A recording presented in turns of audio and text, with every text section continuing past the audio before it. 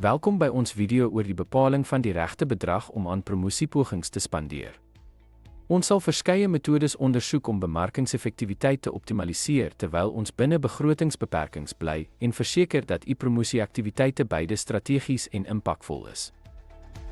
Een algemene benadering is om 'n begroting toe te ken gebaseer op 'n persentasie van vorige of verwagte toekomstige verkope. Alhoewel dit eenvoudig is, stem hierdie metode nie besteding in lyn met spesifieke promosiedoelwitte nie, wat die doeltreffendheid daarvan in die bereiking van gewenste bemarkingsuitkomste moontlik beperk. Nog 'n metode behels die opstel van 'n begroting gebaseer op mededingers se besteding.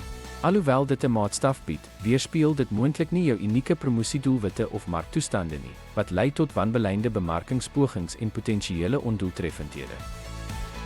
'n Verskillende benadering is bepalend die begroting met wat oorbly nadat wins en ander uitgawes in ag geneem is. Hierdie metode kyk dikwels oor die hoof van promosiedoelwitte, wat die risiko loop om onderbefondste bemarkingspogings te bewerkstellig wat nie daarin slaag om strategiese doelwitte te bereik nie.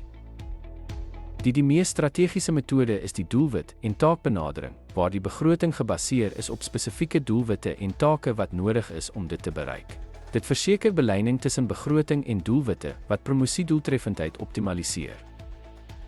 Ongeag die gekose metode, is dit noodsaaklik om buigsaam te bly en die begroting aan te pas soos nodig. Evalueer voortdurend die impak van promosiebesteding en wees voorbereid om veranderinge aan te bring gebaseer op prestasiemetings en markterugvoer.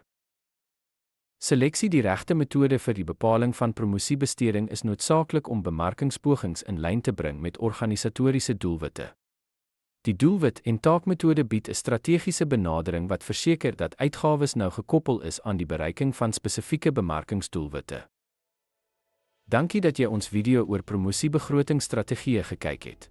Deur die regte metode te kies en aanpasbaar te bly, kan jy verseker dat jou bemarkingspogings beide effektief en in lyn is met jou organisatoriese doelwitte. Ons hoop jy het hierdie inligting nuttig gevind.